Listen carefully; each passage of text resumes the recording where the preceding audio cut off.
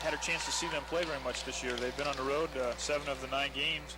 They played in a tournament here at home. It's the only 2 that we've seen them. They started out very strong. They won the Huntington Invitational, beating Huntington College and Taylor University. They won their own invitational here, beating 2 strong Division II teams from the GLAC, which is the Great Lakes Intercollegiate Athletic Conference, also Division II, who we compete with for NCAA bids, by the way. Up in the, primarily in the state of Michigan, aren't they? Beat Grand Valley, and they beat Northwood Institute here in our court. Then they lost 2 games on the road to those GLAC schools. Ferris State and Oakland played very well. Oakland's one of the top teams in the country and played very well. They came back with another big win over a GLAC school at Saginaw Valley. And this past week, they beat Tri-State at Tri-State, so they've had an awful lot of growing experience for these kids. So. Yeah, that's good for them early in the year, and if they can win those ball games on the road, and even though Coach Rosensky, I know, is very disappointed in one of those losses that they had up in Michigan, but yet having had so many games on the road, it must look awfully nice to be here at home now to open the GLVC. First conference game for both of these teams. Robin Scott at the line. Robin's a good free throw shooter. Gives IPFW a tie now. Second free throw will go for the lead. Robin's one of the veteran ball players on this team. Several veterans on the IPFW women's team. But still a very young team. 2 seniors on the team who will play a lot. Nancy Townsend, who you see right there picking up that foul, and Tina Merrill will come off the bench. Tina has been fighting a sprained ankle, so we're not quite sure how much we'll see her tonight. But those are the only 2 seniors, and an awful lot of sophomores in particular had a great recruiting class 2 years ago, and so we'll see an awful lot of sophomores play. And in addition, she got 2 very good freshmen coming in this year, and Pam Edwards, who's started tonight, and Amy Hogan, who will come in off the bench. Southern Indiana with the ball inbounds.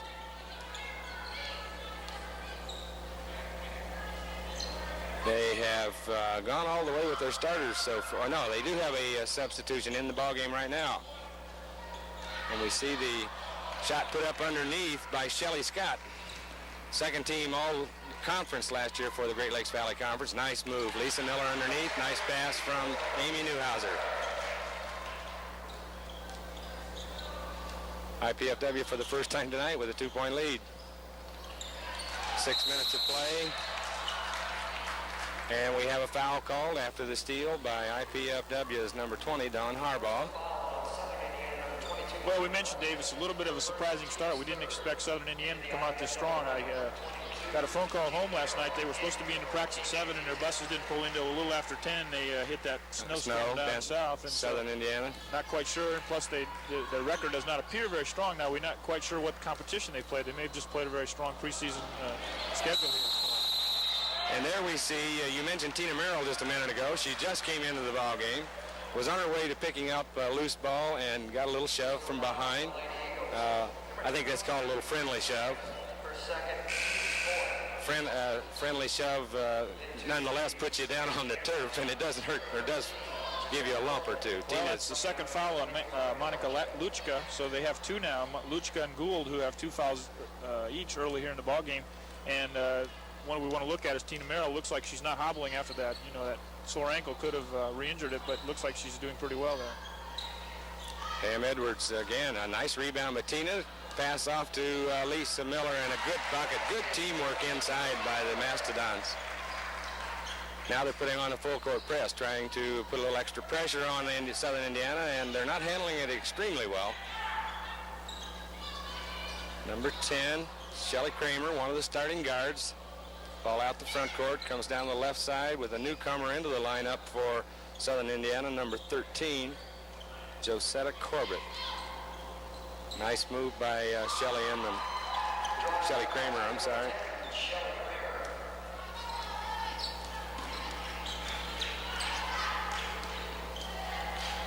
Indiana Purdue with the ball, getting it inside pretty easily and getting another good shot from Pam Edwards. She's got 8 here early in the ball game. Again, good pressure exerted. Now they have bringing it across court. Southern Indiana coming into the left side. Southern Indiana moves their offense primarily around the outside right now, and it has not tried to go inside too much, but they don't have their big people in there either. As soon as I say that, a big person rebounds, number 55. Amy she may not be on your roster. I think she's a late addition here, Dave. She made a nice move inside. There's Tina's patented three-pointer outside. I think Tina is shooting in the high 40% on those three-point shots outside. She's number 6th in the conference, shooting about 41% from that three-point range, and that's not a bad percentage from that distance. And notice and there's a three-pointer put up by Southern Indiana's number 10, Shelly Kramer. She also has 8 here early in the first half, and she's keeping them in the ballgame here, 20-18, with 11:46 to go. Move inside by Lisa Miller, and a good basket on the baseline. Again, Indiana-Purdue keeps the full court pressure on. They haven't picked up a lot of loose balls, but it has caused Southern Indiana to alter their play and move it way outside. We have a jump ball. Lisa Miller tying up number 13, Josetta Corbett. Alternate possessions gives the ball to Indiana-Purdue, and we have Shelly Sands coming back into the lineup, giving Pam Edwards a rest here at about the middle of the first half. Donna Harbaugh brings the ball down as Indiana-Purdue sets up its attack, moves inside again. Sandy, nice move, and there's Robin Scott. Good bucket inside. The Lady Dons are looking for each other inside. So far, they've been able to take it into the paint and almost score at will. And that time, a foul drawn by Josetta Corbett as she moved to the left side of the basket. Drew a foul on number 24, Lisa Miller. Her first, the team's second foul before the shot. 2 team fouls on Indiana-Purdue, 4 on Southern Indiana. Now make that 3 on Indiana-Purdue. Let's see who drew the foul. That's the all-conference player, Shelly Scott, stepping to the line. Dave, I'm a little bit surprised at how this is transpiring here. I didn't expect, looking at we didn't know a whole bunch about Southern Indiana coming in other than their record and a few stats, but they didn't appear to be very big, but they've really controlled the board so far in this game. Yes, they have, and probably a factor that Indiana-Purdue is not real happy with at the moment. Shelly Scott sinks the first free throw and goes for number 2. Tries to draw Southern Indiana to within 4 points of IPFW. And it does look like Shelly Scott is a natural left-hander, Dan. Don Harbaugh on the attack. Inside, back out. Indiana-Purdue moving the ball very well and hustling for the ball. It's loose underneath, and Shelly Sands comes up with that ball. Shelly's a hustler. Tipped out of bounds by Southern Indiana. So Indiana-Purdue will set up with 21 seconds on the shot clock. A lot of time. Good shot of Tina Merrill there, the senior. Another three-point attempt.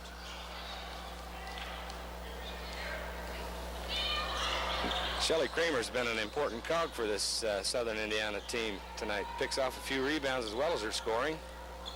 Amy Newhouser with the rebound, and Indiana-Purdue up the floor quickly. Possibility of a fast break. She draws back. Inside Lisa Miller. That's her move. Good bucket. Nice pass by Dawn Harbaugh. Indiana-Purdue's moved their defense pressure back about a quarter length of the floor. Good recovery. Good recovery. And double dribble called on Southern Indiana. Well, you talked about their defense, Dave. You also mentioned they haven't been able to take the ball away, but that's been they've had to get Shelly Scott into the offense further up the court than I think they would like to. They'd like to get her down underneath the basket, let her move without the ball, get the ball, and they've not been able to do that. They've had to use her. And so IPFW's press is accomplishing making the Southern Indiana work harder than they would typically have to get the ball past half court. Inside again to Lisa Miller. And the ball goes up. We have a foul called on number 21, Shelly Scott. Lisa Miller, an excellent free throw shooter, goes to the line for 2. In fact, as a team, Indiana-Purdue is a good free throw shooting team. Actually, Dave, last year they won the NCAA championship at the free throw line, shooting about 76%, I believe. Yeah. This year they're not doing quite as well, but this is still early in the season. And Lisa's doing very well as an individual. As a team, they're shooting 67%, but I think Lisa's shooting much, much higher than that. I've got that here somewhere. She's shooting almost at 81%. Some figures that I saw earlier too, Tina Merrill, who's always been an excellent free throw shooter, is again this year for about the 4th year in a row. And good steal by Lisa Miller. Unselfishly gives that ball up to Tina Merrill for the bucket. Good hustle. Started to say Tina, excellent free throw shooter, year in and year out. Mastodons have moved out to a 10-point lead, and it's causing Southern Indiana now to press just a little bit more than they're used to, I think, and causing them some unforced errors there. Among other things, I think maybe Indiana-Purdue has a little longer bench, a little more depth, and as the game wears on, we may see a little more of that factor. Well, and I think we'll see that in both games tonight. IPFW's men is almost a rotating lineup there, which is very good when you're going into this kind of competition, but the women are the same way. They've got some really strong depth. Last year they had a 17-9 record, and they didn't lose a person off of that team, so a lot of kids with a lot of experience coming in. We've got a foul there on Shelly Sands. That's her first. And the team's 4th in this half. Well, that was a foul that she drew because she was hustling. She was working hard, going after the ball. There we saw a nice drive by Melissa Inman, number 15 for Southern Indiana, and she drew the foul on the drive. Well, they're certainly not backing off. Again, they could come in with a 1-6 record, and you think they might just not have that effort, but they certainly have given a lot here. So Coach Cavallini is got to be happy right now with the effort they're putting out, and they were in this ball game, and they still are. It's only 30-20, but they've dropped back a little bit here early. Free throw up and good by Melissa. Melissa Inman, number 15, shooting for number 2. And she gets it. Makes the score 30-22. Indiana-Purdue down the floor quickly. Amy Newhouser in for a layup. Misses, gets her own rebound, up and in. Good hustle by Amy Newhouser. And we see Robin Scott about ready to check back in for Indiana-Purdue. Josetta Corbett loses the ball at midcourt to Dawn Halbert. Nice drive, rebound, loose, and comes away to Southern Indiana.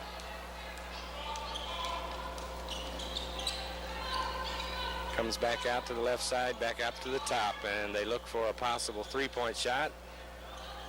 Might have a three-pointer if they wanted to take it, but they don't look like they're too used to shooting those outside, Dan. And they're not shooting very well from the three-point range. Yeah. They're only shooting 26% from that area. Nice block, but drew a little contact on Shelly Sands. Shelly got a half step behind, got the ball, but made a little contact. So we'll see Angel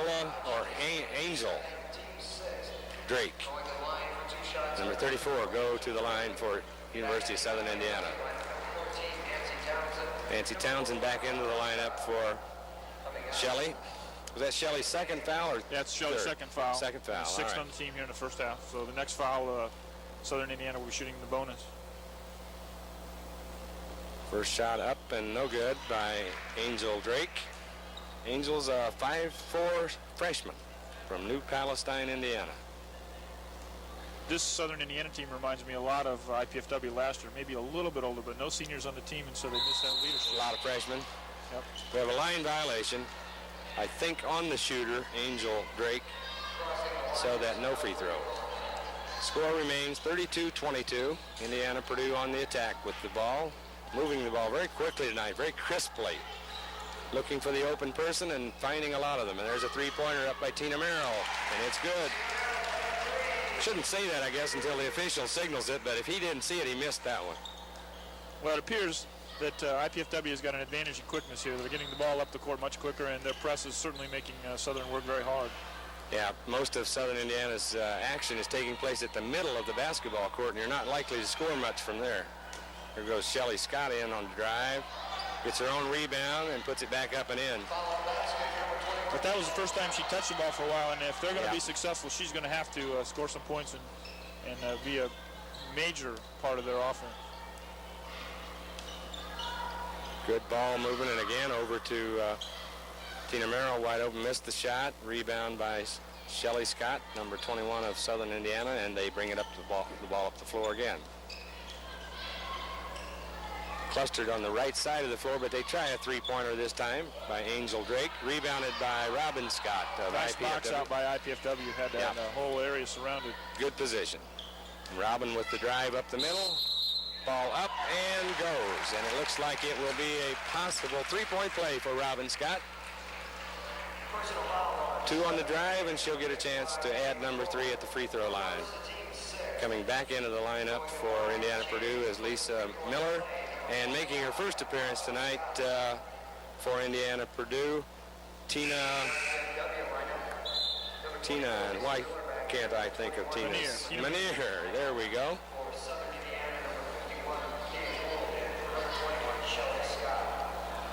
Robin will be going to the line attempting the three-point play here.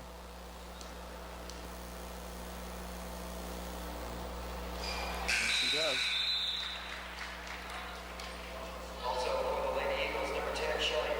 And again, we'll see the full court pressure, it looks like, although applied this time not in a zone fashion, but more man-to-man with a trap. And we'll see how she comes out of it. Whoops. A little over-anxious move by Lisa Miller, and she drew the foul. Well, that's where they've got to realize that they're not going to get the ball at every time. That the press has a definite objective, and it's not necessarily to get the ball. It's to make the team work harder, and sometimes they lose sight of that. And she reached in there at the last moment and picked up that foul. That's her second. So IPFW now has 2. Lisa Miller and Shelly Sands with 2. Also puts them over the limit, so Southern Indiana will be going to the free throw from here on out with 7 minutes and 3 seconds left in the half, shooting the bonus. And with 7:03 left on the clock, Indiana Purdue with a 14-point lead, 38-24. And we see Shelly Kramer, number 10, up to the line, shooting 1-on-1. First one is up and good. She'll have an opportunity for 2.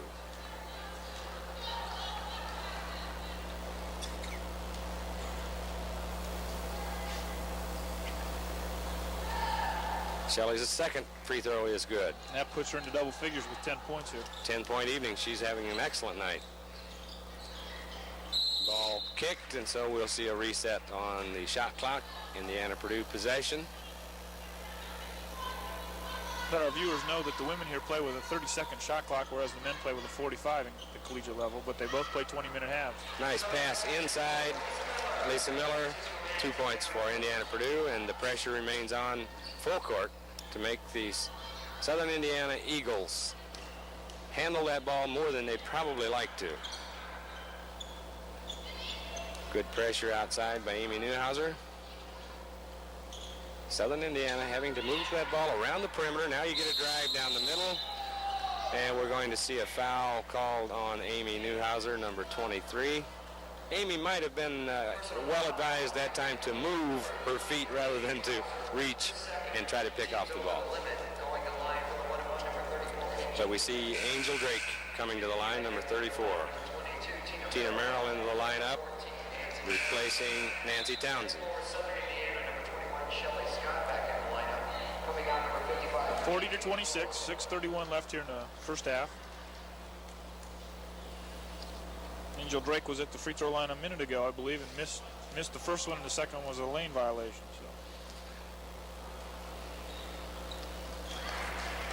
So. As a team, Southern Indiana's been cashing in on those free throws pretty well tonight.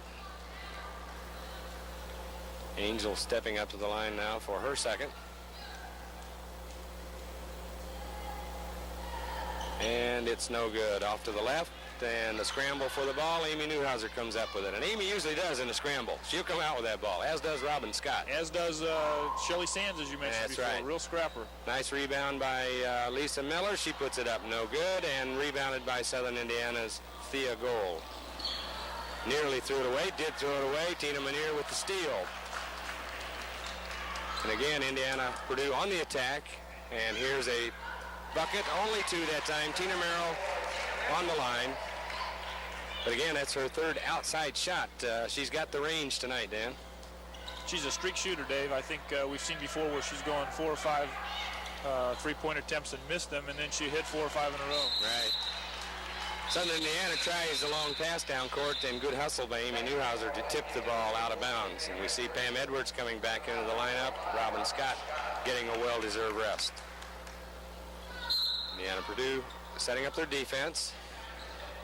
Picks off the ball as Southern Indiana tries to go inside. A lead pass out front to Tina Manier. She lays it up and in. 2 points. Nice play, nice pass by Amy Newhouser.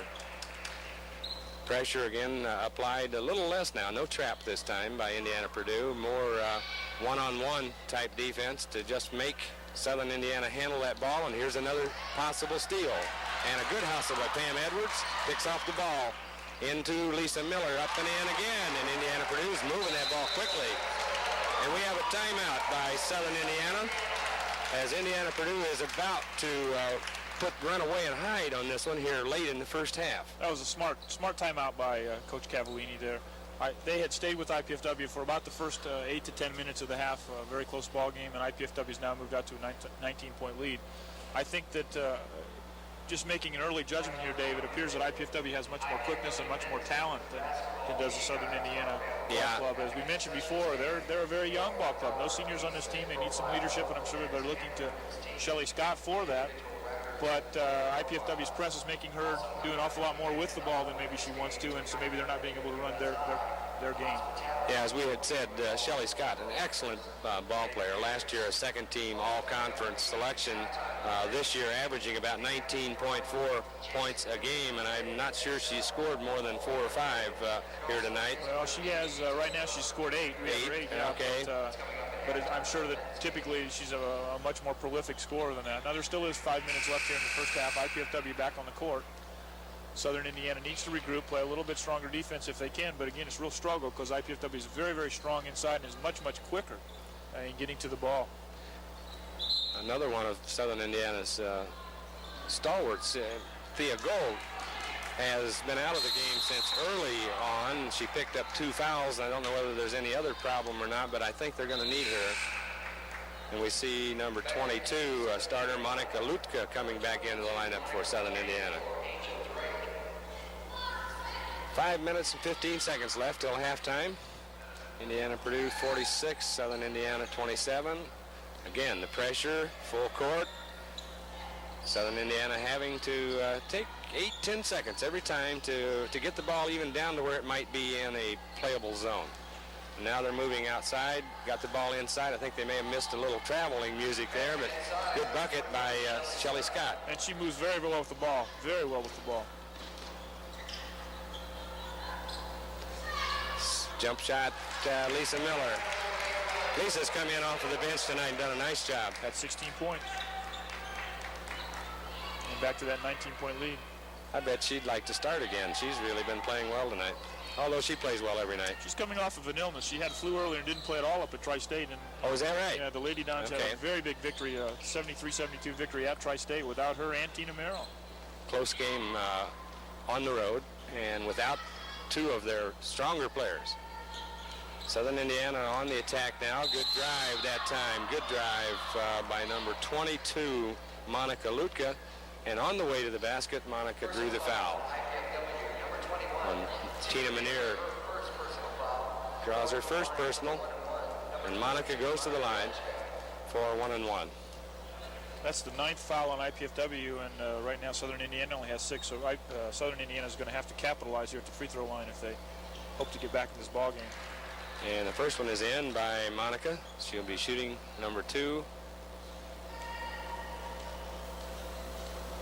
Looking for the 31st point for Southern Indiana. Around and no good, and we have a tie-up jump ball. This time the alternate possession will give the ball to Indiana Purdue. It appeared that 2 IPFW players were on that ball first. If they would have not fought over it, the Southern Indiana player probably would not have gotten in there. That's right. Been a pretty well played ball game, Dan, from the standpoint of turnovers here tonight. Not many at all. Indiana Purdue again moving that ball very well on the offense. Nice pass by Tina Manier, a basket inside by Lisa Miller. Offensively looking very, very sharp. And there we see a defensive foul. Again, Tina Manier draws a foul. It'll be her number 2. And we see Dawn Harbaugh checking in probably to replace Tina, as we see, yes, Tina going off the floor. Well, Tina's assist reminded me a lot of what we're going to see in the second ball game. And remind our viewers that we've got the men's game coming up between IPFW and Southern Indiana at 8 o'clock, and there still is time to get out here to watch this ball game in person if you are so minded. First free throw missed by Shelly Kramer. Southern Indiana failing to capitalize on an opportunity to score. Indiana Purdue moving the ball very well, coming back, has the ball at the top of the key. Pam Edwards looks back to Amy Newhouser. Amy drives, got in a little trouble there, got in tight traffic, couldn't stop and couldn't go anywhere. Tried to force the ball in too much, I think, Dave. She should have just stopped one step sooner and been able to feed off one way or the other. Robin Scott back in the ball game for Indiana Purdue. Again, good pressure applied by Indiana Purdue's defense. Not necessarily having to look for the steal, but rather slow down University of Southern Indiana, make them handle the ball, do some things they might not like to do, and that's pretty close to a defensive 5-second call. Ball goes up. Robin Scott got the first hand on it, and Lisa Miller rebound is down the court very quickly. Robin down the middle, lays it up, no good. Gets her own rebound, comes back out with it, sets up, goes back inside again. Lisa Miller up and in. That looks like an instant replay. We've seen at least 4 of those.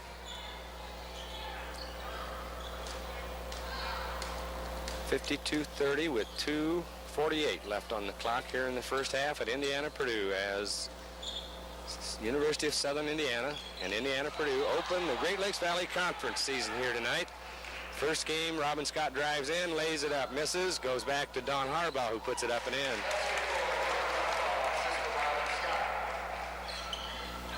The IPFW women are going all out, Dan, as far as the energy expended, and when they get a little tired, they raise a hand, and in comes a substitute, keeping the pressure on. Well, it's ironic, Dave, that the Lady Dons are not controlling the boards, but they're so strong inside that they're just able almost to score at will underneath the basket. And the ball movement plus their quickness. Defensively, they're keeping the pressure on Southern Indiana as Pam Edwards draws a foul, her first of the evening. 2 more fresh sets of legs come into the game for Indiana Purdue. Nancy Townsend, Shelly Sands, 3 in, as a matter of fact, and number 30 for the first appearance tonight, Amy Hogan, the other freshman that you had mentioned earlier this evening. Amy from Dwinger High School here in Fort Wayne. First free throw up and good by number 55, Amy McCord. Amy with an opportunity for her second free throw here and to get Southern Indiana up to 32 points, and she does. Free throw good. Now comes Indiana Purdue, and in a hurry. Dawn Harbaugh with the ball, looking to Robin Scott. Cross court, Nancy Townsend. Inside to Amy Hogan. Back outside. And inside again, Robin Scott. And they're really moving the ball, and I'm impressed. I'm impressed. Defensive pressure applied again by Indiana Purdue. Shelly Sands, the only one back this time. Provided enough of an impediment that the first shot didn't go, but Shelly Scott on the follow-up gets 2 points for Southern Indiana.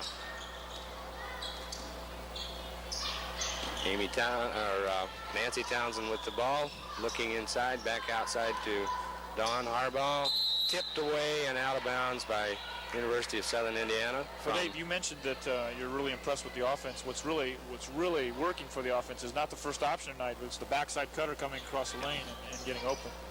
And it's always good to see all 5 players in the flow of the offense, and we're seeing that here tonight. And good follow up on shots and good hustle. Okay, Southern Indiana on the attack now with number 22 Monica Luca coming down. Out to Shelly Scott, and Shelly Scott, as we knew, an excellent ball player.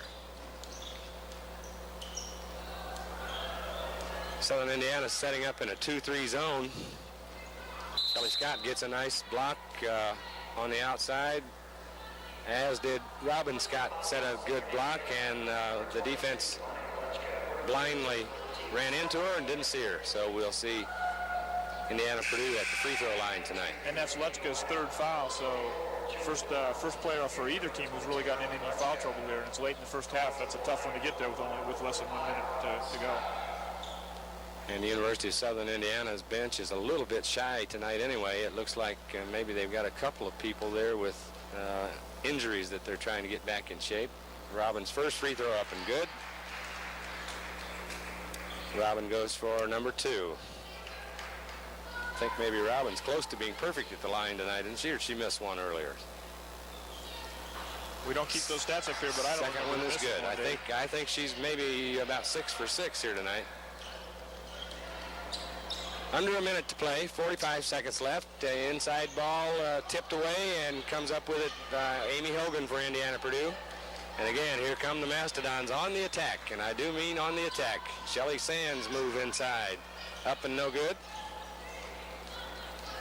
And back we come with the Screaming Eagles moving quickly down the court. And that's about as quickly as they've come down tonight, Dan, and they got the ball up and in. Very good bucket by Amy McCord. Amy didn't start for them, but she's picked up a half a dozen points here to help keep them in the game. There's a three-pointer by Robin Scott. No good. On the follow-up, we'll have a foul called on Amy Hogan. For the most part, Dan, Indiana Purdue's had good rebounding position, too. That time they got caught just a little bit on the outside, and thus on the reach, the foul call. Well, I think you get a little mania there that you want to score a lot of points. They've already scored 58.5, which I believe is, I believe the record for women at IPFW in one game is 117, so they're right on track for a record. Yeah, they could be threatening that tonight. And I think you get a little mania there, and reached over the top. Didn't need to do that, but... Amy McCord's first free throw is in the air and good. She'll be shooting number 2. Well, and they need her to do this, or somebody to come pick up the slack. Right now, Shelly Scott's got 15, but other than Shelly Kramer with 10 points early and Amy McCord picking up a few points here, they haven't got much help. Ordinarily, in Southern Indiana could be sitting there with going into halftime with 40 points and thinking, hey, that's not too bad. But there's a layup missed by Robin Scott at the buzzer. First half comes to an end. Fast-paced first half. Indiana Purdue in the lead, 58-40. Dave, I've got some unofficial stats here, scoring and fouls for both teams. IPFW with 58 are led in scoring by Lisa Miller with 20, and she didn't even start the ball game, so she's just been able to roam underneath the basket at will. She's followed by Robin Scott with 12, Tina Merrill with 10, Pam Edwards with 8. We have Dawn Harbaugh with 2, Tina Manier with 2, Amy Newhauser with 2, Shelly Sands with 2, and that rounds out the scoring for IPFW. On the other side of the ledger, at 40 points for Southern Indiana, they're led by Shelly Scott. She got early help from Shelly Kramer with 10. She got late help by number 55, Amy McCord, with 7. But from there, it really drops off quickly. They have Thea Gold with 4. They have Angel Drake with 1, Monica Lutka with 1, and Melissa Inman with 2. On the foul side, nobody for IPFW in trouble. They have a couple players with 2 fouls. Tina Manier with 2, Amy Newhauser with 2, Lisa Miller with 2, and Shelly Sands with 2, Pam Edwards with 1, Amy Hogan with 1, Robin Scott with 1, and Nancy Townsend with 1. Southern Indiana Screaming Eagles has Monica Lutka with 3 fouls. Nobody else Thea Gold has 2. She got those early. In fact, didn't come back in after she got that second foul at about 4 minutes going in the first half. And Shelly Scott with 1. Those are their fouls. They only ended up with 6 fouls. I don't think IPFW ever got into the bonus situation that happened. No, with maybe about 8 minutes to go in the half, the next foul would have put them into the 1-on-1, but they never did get that next foul on the University of Southern Indiana. This might be a good spot, Dan, for us to go back now, since we joined the game in progress after 2 or 3 minutes of action. To come back and to indicate to those viewers this evening, welcome basketball fans to the IPFW Athletic Center. First Great Lakes Valley Conference game of the year for IPFW, playing the University of Southern Indiana out of Evansville. The women's team leading here at halftime, 58-40. And the men's game will be following at 8 o'clock. We now invite you to enjoy and view our halftime program.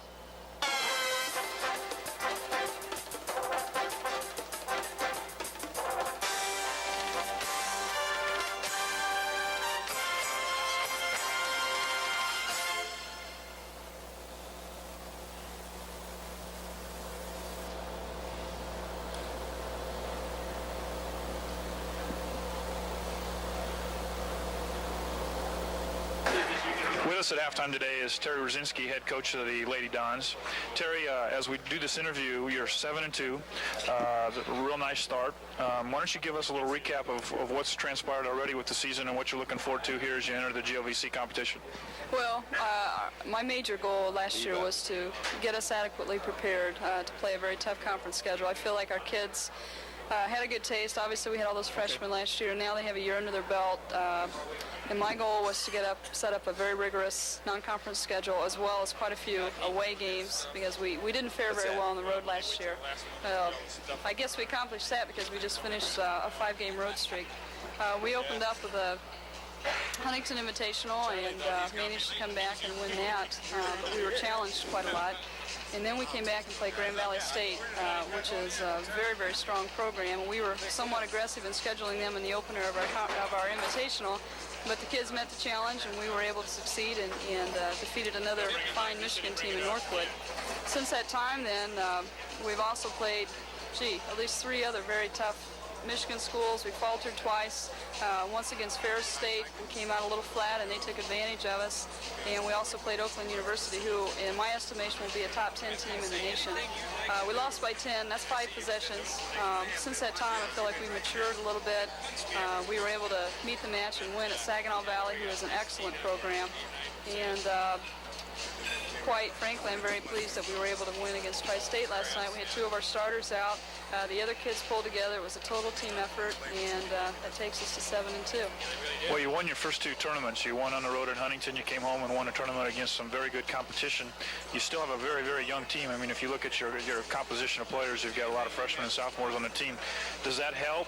And why don't you talk about some of the players individually? Who's coming through for you? Are there some things you're expecting of some players that you haven't necessarily seen yet? Those kinds of things. Well, we have quite a few players filling the bill for us. I'm quite pleased with a freshman, Pam Edwards, 5'11", from Jeffersonville, Indiana. And in the last 2 or 3 games, we started Pam, and she's kind of been taken to school with some of these more experienced post players, say from Oakland and Ferris and Saginaw Valley. But since that time, she's matured and had 14 points, 7 rebounds last night. And she's developing into a very fine player. We have some of our senior leadership with Robin Scott. She was able to pick up the slack last night for us. She's averaging about 13 or 14 points, and last night she had 19 points and 10 rebounds, and really helped us out quite a lot. Tina Merrill on the perimeter is doing a fine job for us. We also have Lisa Miller and Amy Newhouser. Lisa, as you know, is leading the team in scoring, a little over 20 points a game, 10 rebounds. And Amy Newhouser has really started to rise to the occasion and I think play, perhaps be a little more assertive and aggressive offensively. And she's our second leading scorer, about 16 points. And last night she broke loose against Tri-State for 31 points and 11 rebounds. And Amy's only 5'7". So that tells you the kind of effort that we've had from our kids overall. And they're doing a fine job. Let's talk about health. You mentioned that 2 of your starters were out last night. I assume one of those was Lisa Miller. As I read in the paper, she had an injury. So what's the prognosis on her, and what are your other injuries, and what are you looking at here as you enter the GLVC? Well, we rested Lisa Miller and Tina Merrill to get them ready for conference, not because we took Tri-State lightly. I was very concerned, but we just couldn't jeopardize the conference. Lisa Miller has had the flu, sore throat, cold, everything that everyone has. She's had it for over a week and a half, and we were concerned that if we continue to push her in practice and in games, that this would just linger for the next month or so or set her up for an injury. So we've sat her down for about 3 days now. She's still sick, but we're quite hopeful that she'll be ready to come back and step back in on Saturday.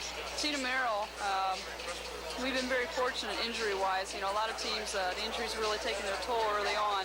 But Tina just rolled her ankle. She has a mild ankle sprain. She did that Sunday, and we didn't want to jeopardize her re-injuring it or whatever, aggravating it in any way for Saturday's game. But she should be ready to go Saturday. Well, we're obviously taping this prior to the Southern Indiana game, and we're going to show this at halftime of the game, so it's a little difficult to talk about Southern Indiana. But why don't you talk a little bit about what you expect from them? Have you set on a starting lineup for your GLVC season, or is that a day-to-day thing? And talk about the teams from top to bottom. I look at the standings, pre-conference standings, and obviously it's a very, very strong conference. The new member, Kentucky State, is the one that appears to be struggling, but how's everybody looking thinking, and what do you expect throughout the course of the year? Well, first of all, as far as the starting lineup, that is kind of a day-to-day basis. We started Pam about 3 games ago inside, and she struggled for a couple games against experienced posts. But I feel like she is learning, and we can pretty much count on her to start because we need some size inside. Robin Scott and Lisa Miller are always going to be 2 of our very steady players that we can always count on. On the perimeter, I would say Amy Newhauser for sure would be a definite starter, but after that it gets a little sketchy. Tina Merrill's ankle and how she's able to move and cut off of that will decide whether she starts or comes in. Because we have a couple of super little point guards that are almost carbon copies that can run, are very fast, very quick defensively, and they compete each day against each other, and so that's kind of a day-to-day thing upon who is going to be playing or handling the ball a little better. As far as the conference teams, wow, we have, I think this year it's a little more evenly balanced than it has been in the past. But we look in the preseason already and we see Northern Kentucky, they have a very tough non-conference schedule. I believe they're like 6-0 or undefeated at least. St. Joe is still right at the top there. Bellarmine suffered 2 losses, but they also had a very rigorous pre-conference schedule. You know, you can always count on those 3, and we cannot leave out the pre-season favorite in Lewis University. And when they get all their kids back, I understand one of their starting forwards, Gloria Robinson, is academically ineligible, but will be back when we face her in conference play. So all these teams have very strong post players, 6 feet, 6'2", so we're going to have our hands full with everyone. Kentucky Wesleyan is much improved. He had a 6'3" girl, a 6'3" freshman recruit, so everybody's bigger than us. Southern Indiana, you were alluding to our game this coming Saturday, and even though they're down a little bit, they've had some key injuries. You can count on them to be very scrappy, very competitive. We're not taking anyone lightly whatsoever. We feel like we have to take, and perhaps we learned this from our Ferris State game, we have to take each game one day at a time. We can't be thinking about a month ahead when we play Lewis or whatever. We're just focusing on Southern Indiana, and I couldn't even tell you who we play. We play Ashland the following week, and then after that, I'm not even concerned about it right now. Well, that was a question I was going to lead into. Thanks for helping me there. You open at home GLVC with Southern Indiana, then you go on the road the following week after finals, and so the kids' minds are going to be on finals, obviously. Then you basically have 2 weeks off before you come back, I think, for the conference, the next match. Is that finals week and a 2-week layoff there at Christmas, is that a tough thing to handle, or how do the kids react to that? Well, we're going to have to handle it. You know, prior, this game we feel, playing Tri-State on Tuesday gave us a chance to get some more game experience and get warmed up. It also gives us a day to recover a little bit. So we feel we're in good shape for Saturday's game once we get everyone back for sure. The following week we'll have to give the kids some hang time for studies, day off, or have some kids miss every day, what have you. It's going to be tough. The big thing we need to be concerned about is they're already anticipating Christmas. It's the day before Christmas Eve. But I also feel that we're no longer rookies as far as being freshmen, that they're going to have a better feel for it. We've played on the road. We've played tough competition, and I feel that as much as anything will prepare us for that. The following week then, I think it's going to be great for them to have 5 or 6 days off just to recover. You know, we've been going since September 7th, 5 days a week. We've worked the girls hard.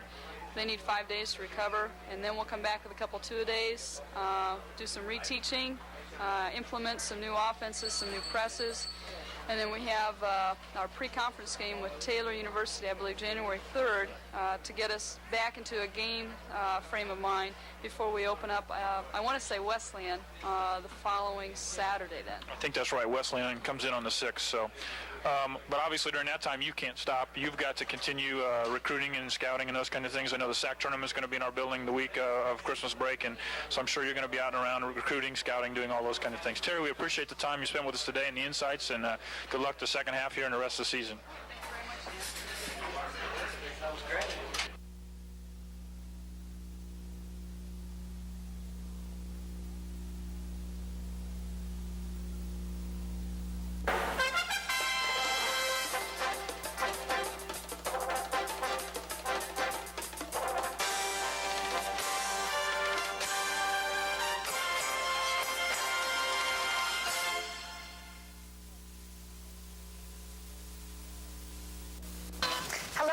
Please join us for the IPFW Mind and Body Workout every Tuesday and Thursday evening at 5 p.m. Please join us for the IPFW Mind and Body Workout every Monday, Wednesday, and Friday at 9:30. See you then.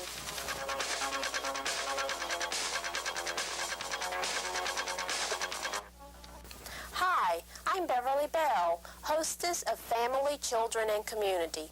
It's a show designed to address topics of interest related to young children through senior citizens, such as what happens after you dial 911, and what types of toys are good for young children, and how's your family's communication. Family, Children, and Community addresses topics such as these and attempts to make available suitable solutions. Tune in and become aware of the issues and topics that are impacting your life.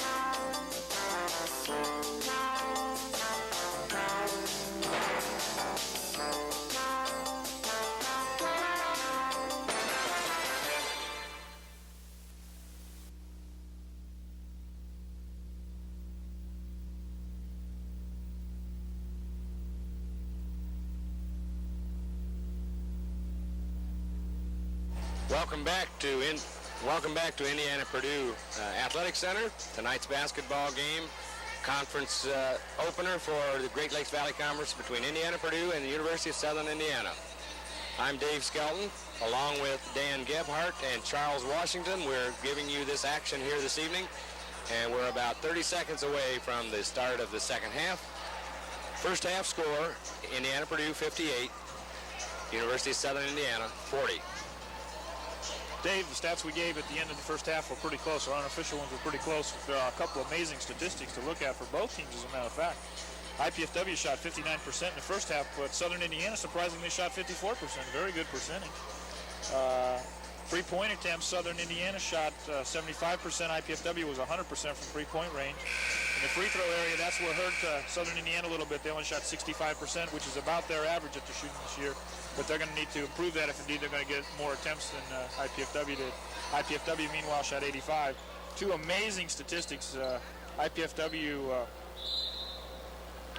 out-rebounded Southern Indiana 18-13, and I would have guessed prior to this getting these stat sheets that it would have been the other way around. And the turnovers are amazing. IPFW only with 2 turnovers as compared to 13 for Southern Indiana here. Probably a big part of the story that first half, because Indiana produced so few turnovers, and the other big story probably was, although Southern Indiana shot well, they took 18 fewer shots than Indiana Purdue. But here we have Southern Indiana on the attack. Shelly Scott would like to have that ball back. She says, darn it, I didn't mean to do that. Throws the ball away, another turnover, and then here we come with Indiana Purdue on the attack. Well, if Southern Indiana expects to get back in the ballgame, they can't press too much. You can't make up 18-point deficit all at 1 point. You're just going to have to chip away at it, and they can't afford to make those kinds of mistakes. Neither can IPFW afford to take those kinds of shots.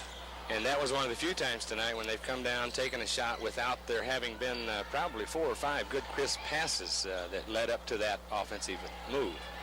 Ball inside by Indiana Purdue, and here we have Thea Gold again scoring and starting the second half very much like the first half.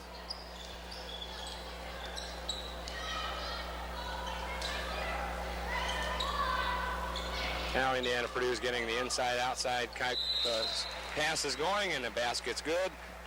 And now we have a call, I think, foul called on Indiana Purdue on the shot. The basket's good. I think they called that on Tina Merrill on the rebound. That's Tina's first free throw. So Southern Indiana, ball out of bounds. Again, Indiana Purdue puts on the pressure, full court.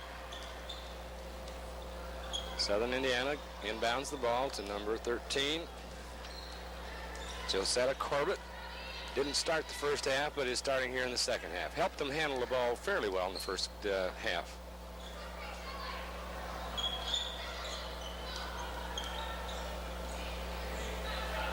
Moving the ball, top of the key, Southern Indiana.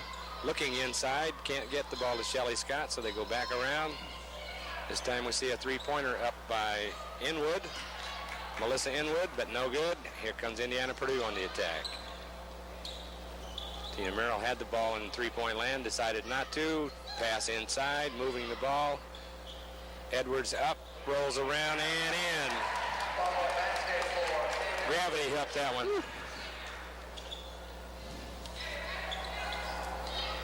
62-42, Indiana Purdue with the 20-point lead.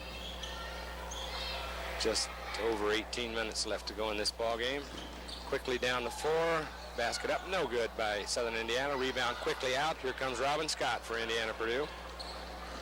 Robin holds up, gets the ball to Pam Edwards, inside to Lisa Miller, and that replay that we saw in the first half is coming back again. Good, quick passes and a shot inside. Now we see the pressure again put on by Indiana Purdue. Southern Indiana just does not have the strength inside, person per person. Thea Gold and Amy McCord both are big, strong women, but they've not played together. I'd like to see what they could do together and underneath the basket. Right. Southern Indiana with the ball, moving inside, pass out, and again around, no good. Back up and in by Thea Gold. But Thea had 4 quick points in the first half. Now she has 4 quick points in the second half. Let's see if she avoids her foul trouble that she had in the first half. Good move by Robin Scott inside, layup up and in.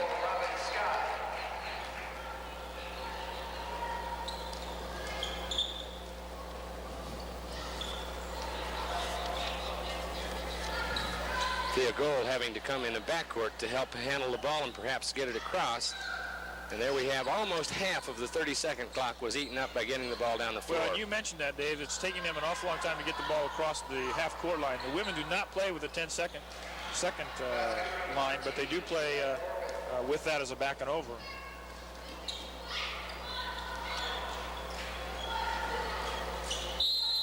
Ball tipped out of bounds that time by Thea Gold. Indiana Purdue will set up underneath. Substitutions coming in. Amy Newhouser for Tina Merrill, and 2 replacements for the guards out front for University of Southern Indiana. Thea Gold almost appears to be wearing a cast on her right arm, Dave. I'm not sure if it's just a sprain and she's just got heavy tape or what, but it almost looks as if it's a cast. Yeah, and maybe recovering from an earlier injury. And again, a nice pass inside, shot up and in by Robin Scott.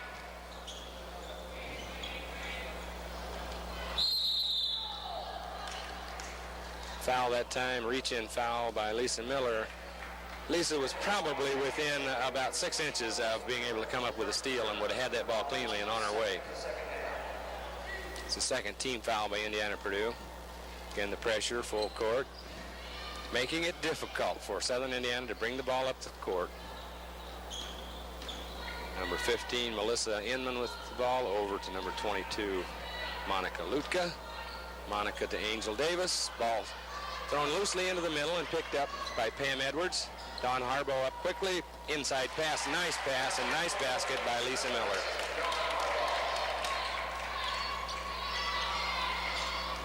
And again, the ball carelessly thrown that time. Robin Scott came up with the steal. Dawn Harbaugh out front. Indiana Purdue sets up. Looking inside. Nice move by Pam Edwards. She draws the foul on Thea Gold. I think that will be...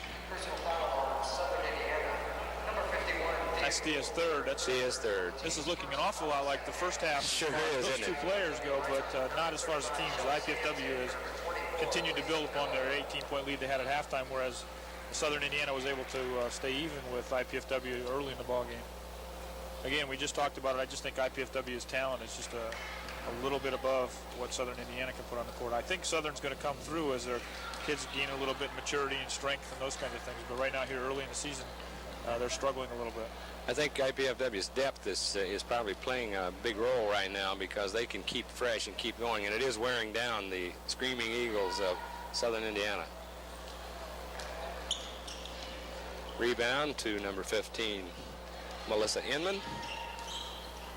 Southern Indiana bringing the ball up the court with considerable amount of pressure exerted by Amy Newhouser on the defense. Shelly Sands is in the game right now. Over to Angel Davis. Southern Indiana patiently trying to find the opening in that Indiana Purdue defense. But the Mastodons playing good defense tonight. Man-to-man defense. Shelly Scott shot up and in from about the free throw line. They had to run the shot clock down to about 2 seconds there, so IPFW played good defense, but Southern used good patience on offense. Well, they found the right person with 2 seconds to go, and maybe there was a little luck involved, but she's an excellent ball player. Rebound that time by Shelly Scott. She's trying to bring the ball up the court. Again, Southern Indiana sets up their offense against the man-to-man defense by Indiana Purdue. Been pretty stingy defense. Robin Scott's got the task of guarding Shelly Scott. No relation that we know of. Thea Goal with the ball. Moves inside. And I think we'll have a foul called here on Indiana Purdue. Dawn Harbaugh draws her first foul, and 2 substitutes coming in for Indiana Purdue. Nancy Townsend coming in for Pam Edwards. Tina Manier for Dawn Harbaugh.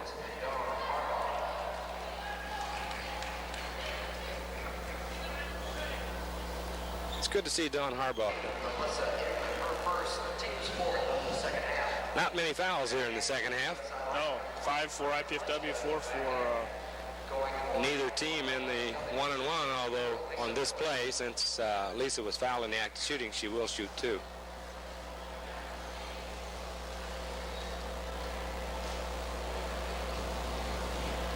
First free throw up and good by Lisa. You mentioned earlier you didn't think that Robin Scott had missed any. I don't believe that Lisa Miller's missed any free throws tonight either. Well, and as we saw in the first half stats, the team hasn't missed many. Lisa's shooting 81% from the free throw line this year. And we see Kelly Brooks waiting to enter the ball game here. If Lisa hits this free throw, and she does, that substitution will be made. That's probably all the action Lisa will see tonight. She goes out with 32 points. A very, very good game. Pretty good evening, considering recuperating a little bit from an ankle injury, didn't you say? Flu. She was the one fighting flu, right. She was the GLVC Freshman of the Year last year. Outside shot on its way. No good, and we have a foul called inside against University of Southern Indiana, I think, on a blockout foul.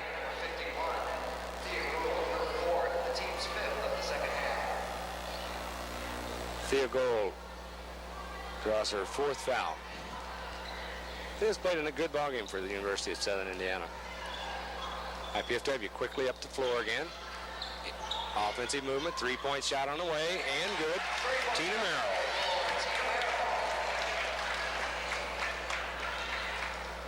There are times when Tina looks like she has radar.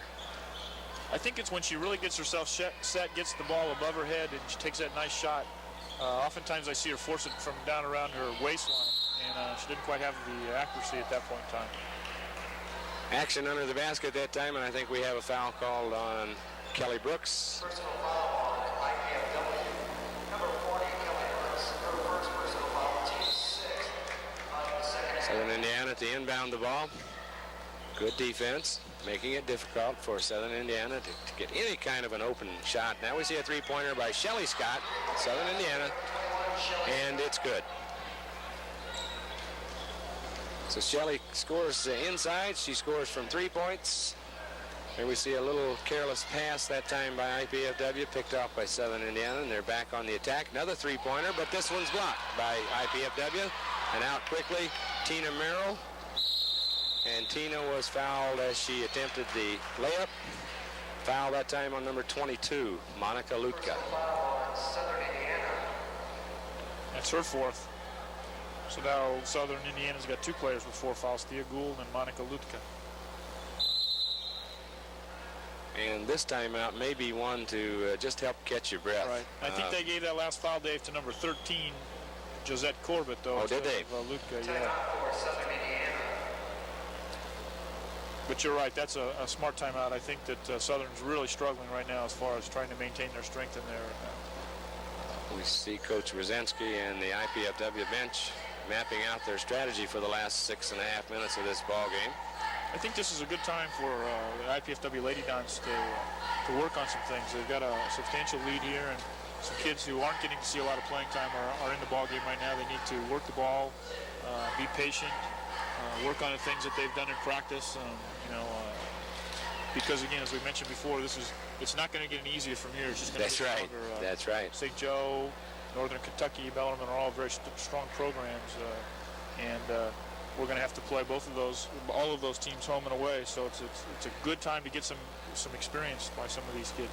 Well, as the IPFW campus here now approaches its final exam week next week, having this first conference game is a bit of unusual. I think there must have been some special quirk in the schedule this year to make this one so early. Actually, it's Southern Indiana. Southern Indiana, at least their men's team, I'm not sure their women are going down to the Bahamas to play in a post-holiday tournament. So that a later date. But you're right. It also puts a little bit of a burden on both the men's and the women's, because now they have a finals week here with a week off, and they'll just be practicing at whenever they can get everybody together. Right. And they go to Ashland next weekend, which will be a very tough ball game for both teams, and it's tough to have this week in between here with finals. Tina Merrill sinks the first free throw, and she approaches number 2. Shot is up and good. Again, we've said Tina's an excellent free throw shooter, so 2 in a row is no surprise from her. Southern Indiana with the ball, bringing it down, looking for the opening, moves the ball on the outside. And IPFW's defense adjusts to them very well. It made it just real tough for them to get any kind of an offensive continuity going, other than that young lady right there has had a tremendous evening. You mentioned it before, Dave. She can do it all. She shoots from the outside. She's strong inside. And you look at her body build, she doesn't look like she's real strong, but she's not afraid to go fight for the ball and make the move inside. She's got the sense of timing when she has the ball. She moves to the ball to get open. Good, solid ball player. She'll shoot 2 here. There's a good shot of the junior. Shelley's first shot is up and in. And we'll wait number 2.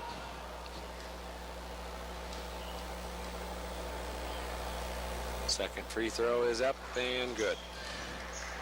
Makes the score 91-57 with just over 6 minutes of play left in this ballgame. Dawn Harbaugh over to Tina Merrill. Tina back to Dawn. And they snap inside, quickly outside. Those passes are really moving tonight. And there we see that Kelly Brooks gets that inside shot. New cast of players, same kind of ball movement. Boy, that was same effectiveness. Very sharp ball movement there. I'm not sure who they called that foul. It must have been trying to get rebound position. And they called it on Stacy Leatherwood. Stacy, I think, was battling for a rebounding position that time and got caught with a little shove when she shouldn't have. Coach Rosinski's got to be pleased with that ball movement there, though. That just was very crisp passing and looking for the open person. They moved it outside, brought it back in. Shelley Scott. Another free throw. Shelley's having an excellent ball game, but she's not getting a whole bunch of scoring support from her teammates. Her teammates are giving an awful lot of effort, but they're just not able to put the ball in the basket. And Shelley cans her 4th in a row. That's her 26th point of the ball game, Dave. And the ball moving very quickly. IPFW moving the ball around. They beat Southern Indiana's press. Another 3-pointer on the way by Tina Merrill. This time, no good. Tina brought that from down low instead of bringing that ball up high with a nice form, but we mentioned that before. She can hit a string there. Southern Indiana moves the ball well inside. Nice pass. Ball up and in by Thea Gold.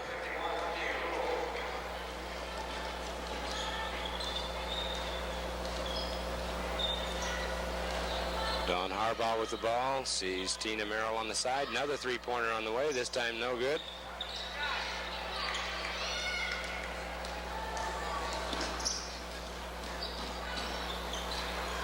And Thea Gold gets the inside shot to roll and fall in.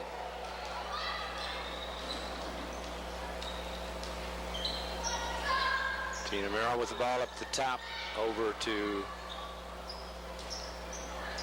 Amy Hogan. The rebound came back to Kelly Brooks, and Indiana Purdue goes around again. Ball not moving quite so fast this time. Stacy Leatherwood looked inside, couldn't find it. Amy Hogan, outside shot, good.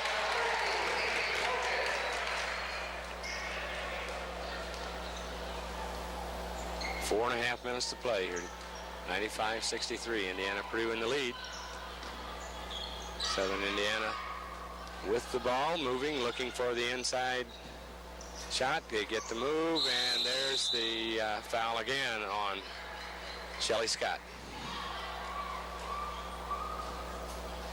Shelly's going to be a tired young lady. I think she's probably played the entire game tonight. Timeout, Indiana Purdue.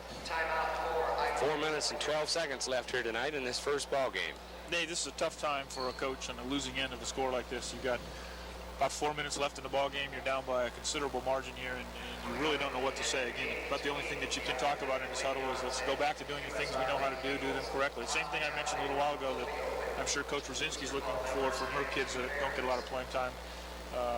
Coach Cavallini's got to be saying to her players now, we've got 4 minutes left in this ball game. It's going to be very difficult to win this ball game, but let's go out and give it the best shot we can because we've got some big games coming up too.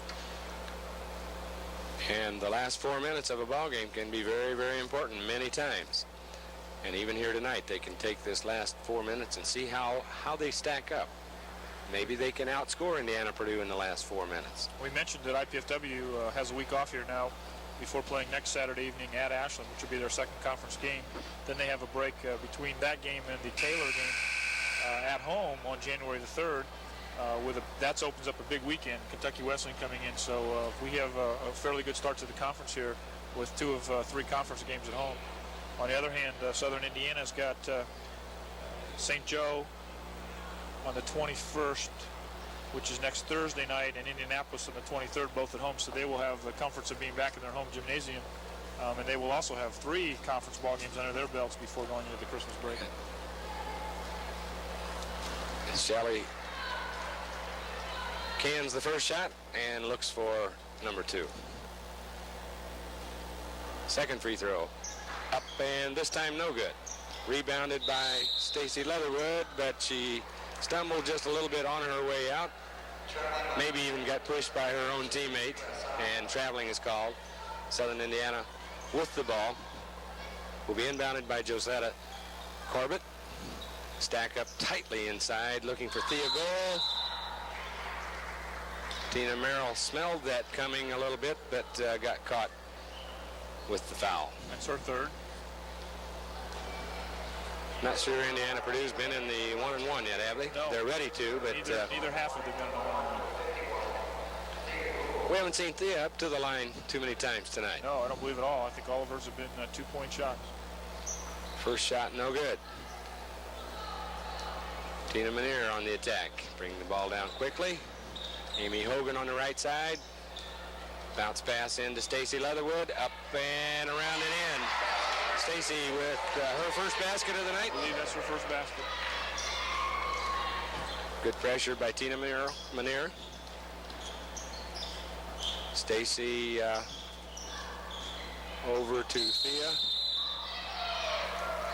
And I think the officials are going to drag this game out a little bit now. They're going to blow a lot of fouls, it looks like.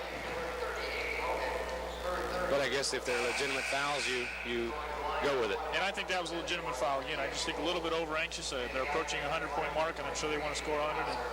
And again, those kids that don't get a chance to play very much want to show what they can do. That's right, and if they can do it, that's kind of special to them.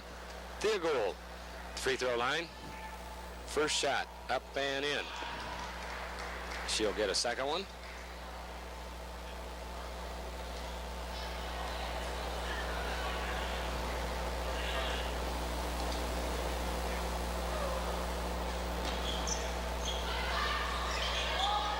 Shelly Scott rebounded the ball, put it up, no good. All right, and out with it comes Kelly Brooks. And I think the tiredness that you were talking about showed there in Shelly Scott's last shot. Kelly Brooks up and in, no good underneath. Rebounded by Stacy Leatherwood, back up, no good. This time out comes Southern Indiana with the ball. Josetta Corbett moves to the inside, passes off Shelly Kramer. And a traveling call, Southern Indiana. Just over 3 minutes left here in the ball game. 97-65.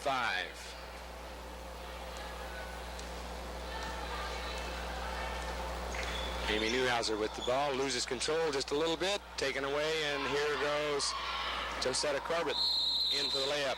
She misses the shot. Foul called, Amy Newhouser. Personal foul on IPFW, number 20. This game was moving pretty quickly until you mentioned the last 4 minutes here.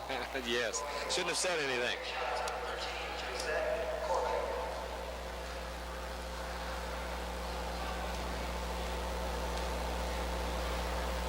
First free throw is up and good. Josetta Corbett will get number 2.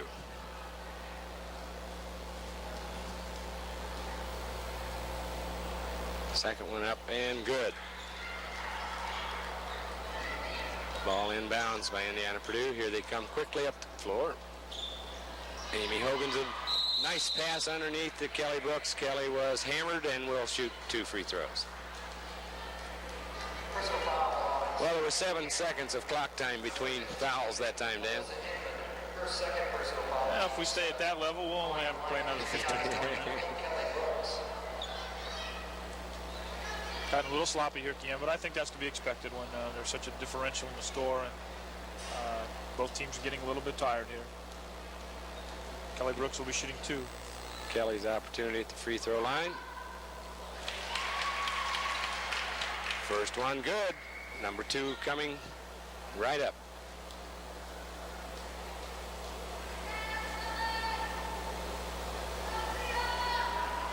Second one bounces high and no good. Southern Indiana bringing the ball down. Josetta Corbett played a lot of ball here and was not a starter tonight, but has contributed nicely to Southern Indiana.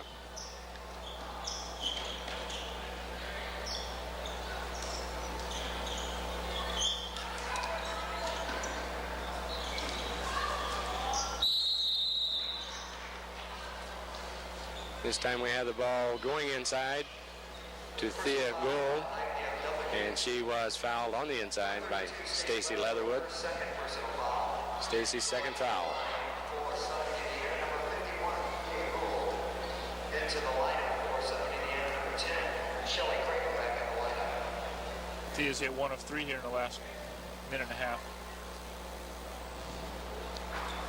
Had that one around and no good, and Stacy Leatherwood rebounds the ball. Brown down quickly to Lisa Miller. She drives in, layup and in, good.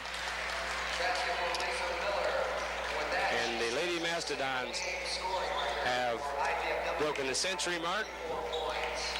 And I understand from the PA announcer that Lisa Miller just set a single-game women's scoring mark with 34 points, Dan. Is that what he said? Yes, that's what he said. And then she gets excellent hustle on the defensive end, saves the ball, and someone else may get 2 out of this. IPFW has been scoring at about a 79 points a game average, Dan, and here they are at 100, and they'll end up with 100 plus since there's about 2 minutes left. Southern Indiana has been scoring around 75, and they'll come in close to their average. IPFW has only been giving up about 73. SIU has been giving up about 90 points a game, so we've extended that just a bit. And looking at those stats coming in early, Dave, that's surprising because the first 10 minutes of this ballgame, they really played strong defense. And there was not a lot of scoring. And IPFW, again, has just done the things they needed to do. They've taken the ball inside, and they've just controlled that red paint area on the offensive end. Mm-hmm. Stacy Leatherwood picked up her 3rd foul there. 2 of those 3 have been fighting for position underneath the basket. So. And it puts Shelly Scott back at the line. Shelly's free throw is up and in. That's her 28th point tonight. She's played just an excellent game.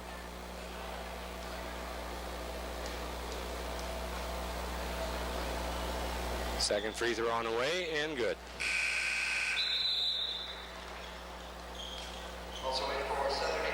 That announcement of Lisa Miller setting the single game scoring record brought back some memories of some great women's players we've had here, doesn't it, Dave? Yes, it does. You and I have been around a long time.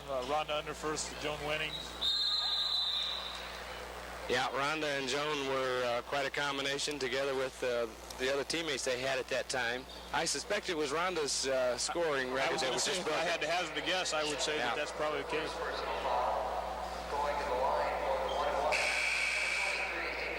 Amy Newhouser will go to the line shooting the free throws. Amy shooting 1 and 1. First one, no good. hard off of the back of the rim. Southern Indiana down quickly. Three-point shot on its way. No good. Rebounded by Amy Newhouser. Foul called on Angel Davis, number 34 of USI. Scrappy bunch of ball players, Dan, from Southern Indiana. Well, These guards they gave you the impression, Dave, that they weren't going to roll over and play dead coming in at 1-6, and they certainly haven't done that, even though they're down by 31 points here. They've been scrappy, and I think we'll see some good things from this team. I know they'd hoped to come around faster. I read in the press releases that they'd hoped that this was their year after not having a very successful one last year, but they're still a very young ball club, and if they get some maturity there, they could still turn things around. Well, and maturity is probably the key, particularly in terms of just having to play against a pressing defense like they've seen tonight all night long. It would help if someone else got a little more aggressive and contributed perhaps on their offense. Shelly Scott has obviously kept up her end of the scoring pace tonight. Thea Gold made a nice contribution. They need a little more from a couple of other spots. They're trying the three-pointers now. Rebound this time by number 55, Amy McCord, but Amy took one too many steps in there trying to get loose to go back up for the layup. Although I'm not sure I agree with that, Dave. I thought that was a very nice move, and I don't know that I would have called that out. I've been on the end line a little bit. Yeah, I smiled a little bit when he called that. Nancy Townsend with the ball. Inside to Amy Hogan. Over to Shelly Sands. Stacy Leatherwood, nice move, and layup up and in. Southern Indiana with the ball. Coming down is Melissa Inman. Shelly Kramer back to Melissa. Melissa's shot on the way, no good. Shelly Inman goes inside. Nice move. Puts the layup in. And may have drawn foul number 4 on Stacy Leatherwood. Personal foul on IPFW, number 40. Nope. That one's on Kelly Brooks. But surprisingly, Dave, that's Shelly Kramer's first basket of the first half. She had 10 in the first half to complement Shelly Scott. Yeah. That's her first basket in this second half. Yeah, she too scored early to help them stay within striking range. Free throw up and in. Nancy Townsend with the ball. Southern Indiana exerting a little bit of full court pressure as we look here to see the last 40-some seconds of the game. Indiana Purdue's working the clock a bit. Shelly Sands with the ball up the top. Shelly handles the ball pretty well for an inside player. There she moves inside. Pass thrown away. Southern Indiana comes off with it, going down again. Ball tipped out of bounds on the defensive play by Amy Hogan. 18 seconds left. Indiana Purdue 104, University of Southern Indiana 72. Conference opener, Great Lakes Valley.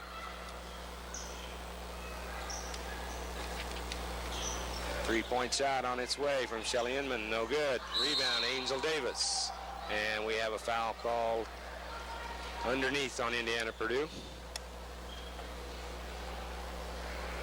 Personal foul. Amy Hogan. Her fourth personal foul. 11 seconds showing on the clock. No more worry for either team on the shot clock. Angel Davis will have a free throw here. If she makes it, she'll have a second. Free throw is up. And no good. Rebound, fought for, and Angel Davis. This time, Foul, yes. Yeah, she missed the free throw. The ball came right back close to her. She couldn't come up with it. This will give Amy Hogan the chance to score from the free throw line. As we see 9 seconds left on the clock. Amy's first appearance at the free throw line tonight. First shot is up and no good. Long lead pass down for Southern Indiana. And I'm not sure what the call is going to be here. They're going to call a foul on Nancy Townsend after the pass, so it'll be shooting a 1-and-1. She saved the bucket there, but I hear some of the fans saying, let him play. Yeah, let him play. Southern Indiana would probably have had an uncontested layup. Shelly Kramer at the line, shooting 1-1. 3 seconds left on the clock. Around and no good. The rebound up and no good. And Southern Indiana's night has probably gone very much like that last free throw and last field goal. Just not quite. On the other hand, the IPFW Mastodons can be very proud of their performance tonight. They shot well, they hustled well, their offensive passing very crisp, particularly at the start of both halves. And we had opportunities for the entire bench, the entire lineup, to get in and probably score.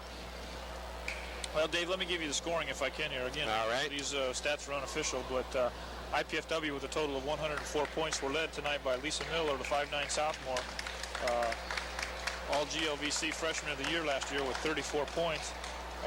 Many people helped her, and we'll just run down these. Robin Scott with 20, Tina Merrill with 15, Pam Edwards with 10, 8 of which she had in the first half, and then you have Nancy Townsend with 2, Dawn Harbaugh with 2, Tina Manier with 2, Amy Newhauser with 8, Stacy Leatherwood with 4, Shelley Sands with 2, Kelly Brooks with 3, Amy Hogan with 2, for a grand total, I hope, of 104. On the other side of the ledger, Southern Indiana finishes with 72. They were led by their all-GLVC second-team player last year, Shelley Scott, with 29. Chipping in to help her were number 51, Thea Gold, with 15, and Shelly Kramer with 13. But Shelly was held to just 3 points in the second half, and that may have hurt Southern's chances tremendously because she had 10 points early in the first half. Then you drop off considerably. You had Josette Corbett with 4, Melissa Inman with 2, Monica Lutka with 1. You got Angel Drake with 1.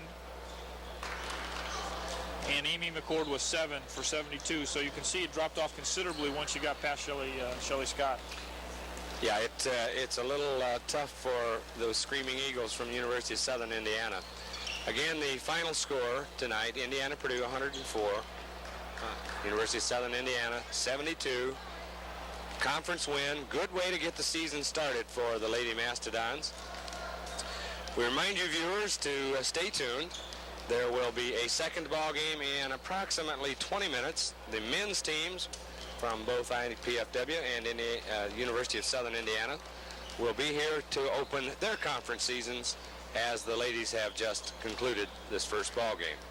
And we invite you also to stay tuned for the between game program, which will feature a presentation called Set for the Goal. It's an Olympic volleyball special for your viewing tonight.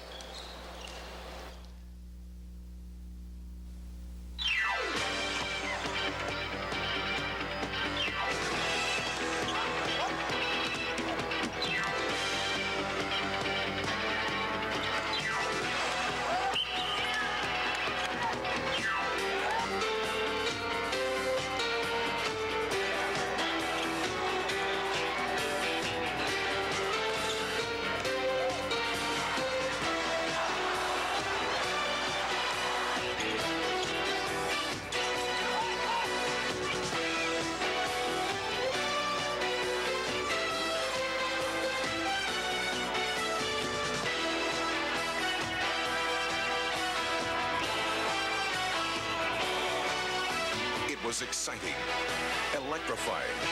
It was thrilling. It was 1984, Los Angeles.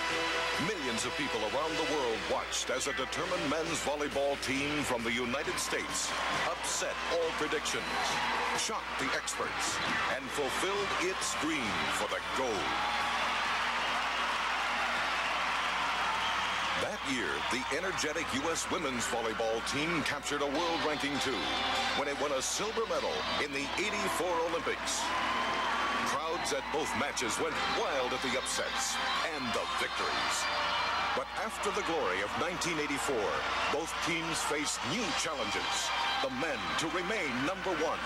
The women to prepare their new young players to set for the gold. Volleyball is a fast-paced competition of strategy, teamwork, power, and precision. One that honorary team captain Tom Selleck and millions of other Americans thrill to watch and to play.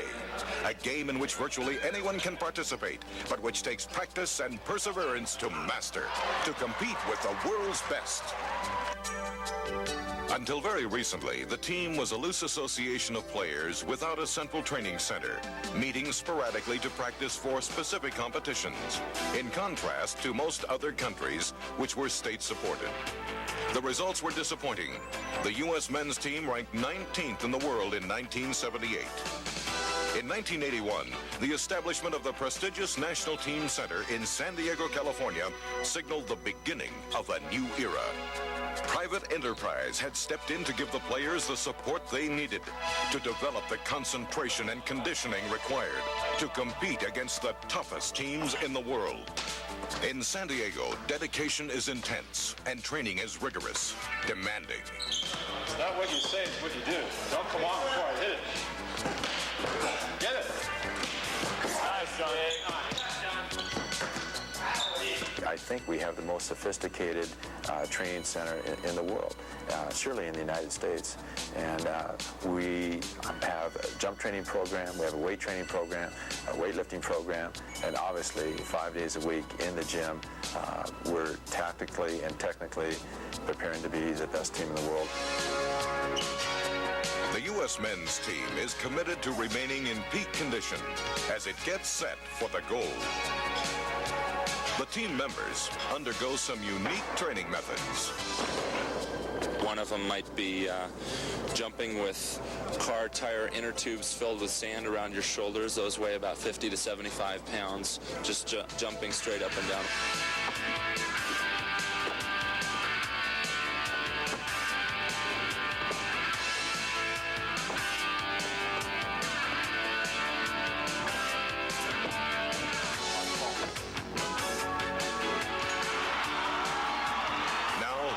Top national teams in the world, the U.S. volleyball team stays together year-round, maintaining a strict schedule of training, travel, and competition. Through the sponsorship of Kentucky Fried Chicken, whose funding helps operate the year-round training center, the U.S. team is able to hone its skills to precision. The result? International prominence.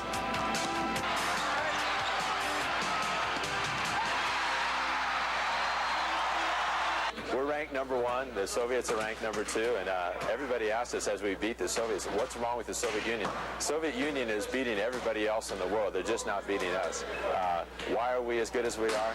Lots of reasons. In the years past, we never had successful patterns, standards, traditions, because we would get the guys together in a tryout. We'd go to a tournament and just get blitzed by the teams that stayed together and played together. Now, with Kentucky Fried Chicken as a sponsor, we're able to stay in San Diego, train as a team, year-round, together for the first time.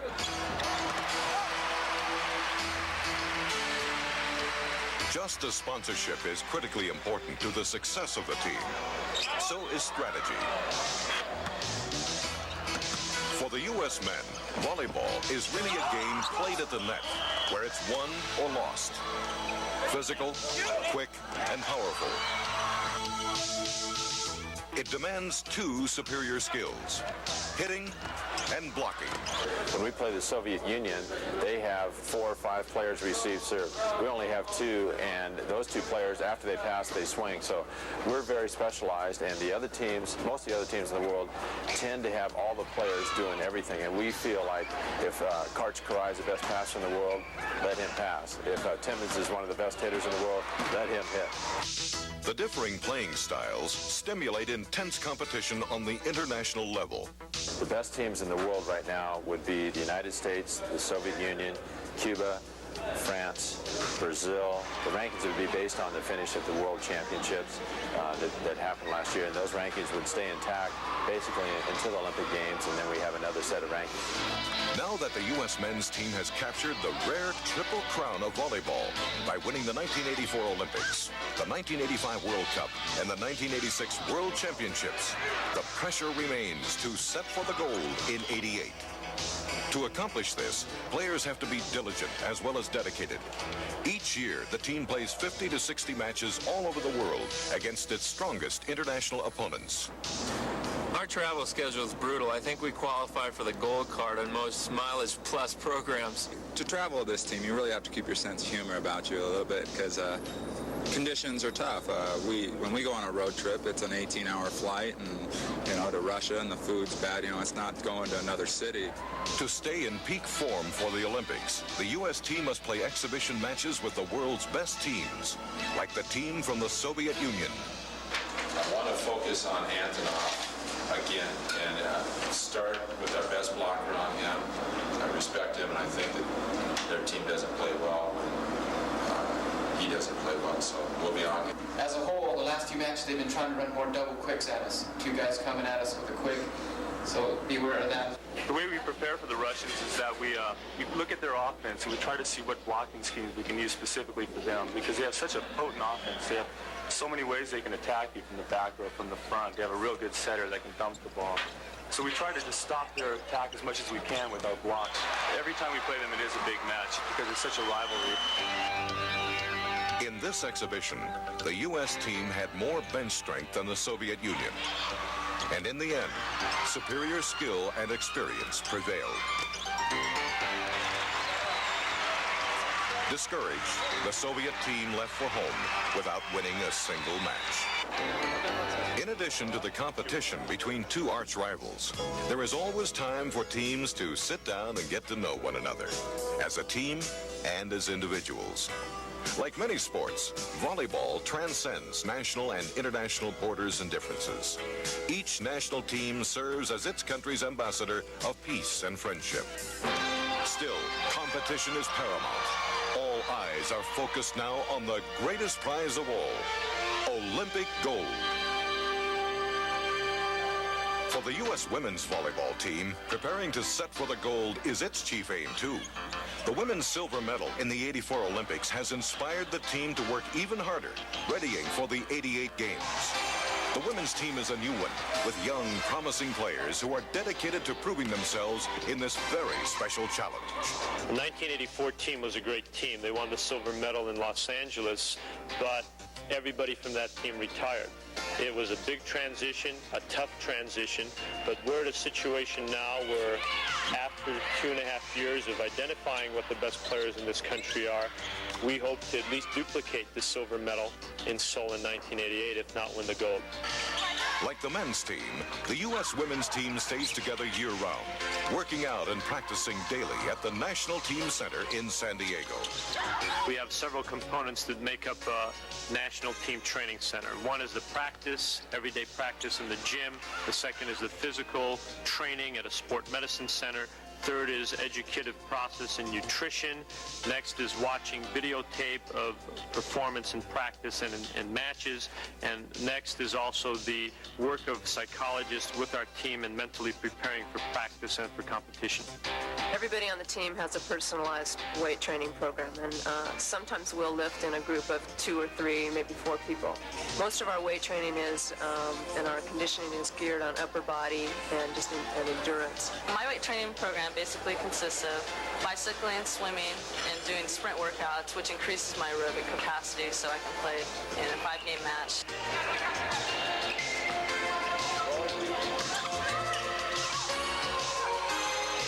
The training center concept is made possible by the involvement of Kentucky Fried Chicken. With their support, we are able to do everything to make us the best team possible. Playing together, day in and day out, molds a combination of strict discipline and binding team spirit. The sponsorship with Kentucky Fried Chicken has enabled us to accept more invitations to travel and play in other countries. And without that, we wouldn't be able to get the competition that we need that's going to prepare us for the Olympics. And the game the U.S. women's team plays is thrilling. Its style puts strategy ahead of power, precision before size. The action is quick, agile, and coordinated. The choice of offensive and defensive plays is complex and fluid. Our strategy is to control the net. We want to really block and spike well and really score a lot of points when we're in the front court. That will make us a very good international team. The best team in women's volleyball right now is Cuba. They're number 1 ranked. World rankings are established by competition in international tournaments. The other teams are very close. Second through fourth would be the Soviet Union, China, and Peru. And I think our team is right now 5th in the world. The women's team has already made a name for itself in the international arena, gaining entry to the '88 Olympics at the qualifying tournament for North and Central America and the Caribbean. This victory was a gratifying one, considering that only 8 women's volleyball teams in the world will go to the Olympics. Our schedule is probably one of the toughest schedules in the world. I think it's the philosophy of the coaching staff as well as the players that if you play the best teams, you're going to improve. Now that we know the teams that are going to be in the Olympics and we know that we've qualified, we've been able to schedule some high-level competition for this year. This team's very young, and each time we play, we improve and we get better. And I think just with competition, a lot of competition this year, that we'll be ready for the Olympic Games. The members of the U.S. national volleyball teams share an important dream: to set for the gold and bring it home. There is no shortcut to victory, just hard work, perseverance, and a belief in each player's ability and the team's collective talent. Serving, digging, blocking, setting, spiking. Skills that when honed to perfection will shape the Americans' dream as they set for the gold.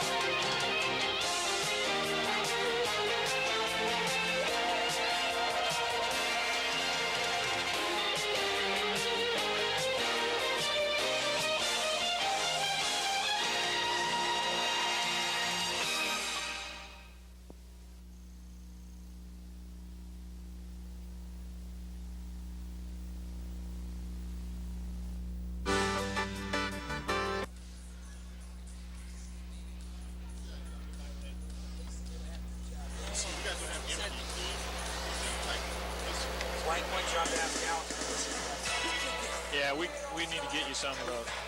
Same stuff you guys keep stats on. Go.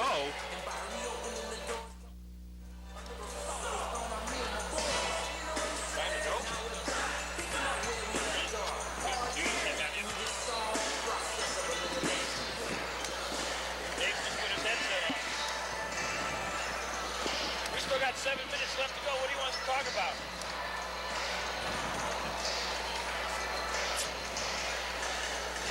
I thought you meant 2 till when the game started. No, I'm not. I've got my button on. Welcome back to the Indiana-Purdue Athletic Center. We're about ready for game number 2 this evening. Great Lakes Valley Conference opener between the two schools, IPFW here from Fort Wayne and the University of Southern Indiana from Evansville. In the first game, the women's team from Indiana-Purdue was able to pull out a victory, big win, played very well. Won over University of Southern Indiana 104-72. Dave, let me give you a few stats there from that first game. IPFW shot 58% from the field for the night. Just a phenomenal percentage. Again, they had a lot of awful close shots, but just a great way. They were 60% from the three-point range, and they were 71% from the free throw. And actually, I would have thought that was better, but I guess thinking back over that game, they missed a number right there late in the game. Some of them at near the end, yeah. They had trying to find the turnovers on this sheet. They only had 9 turnovers as compared to 23 for Southern Indiana, which was a key in the ball game.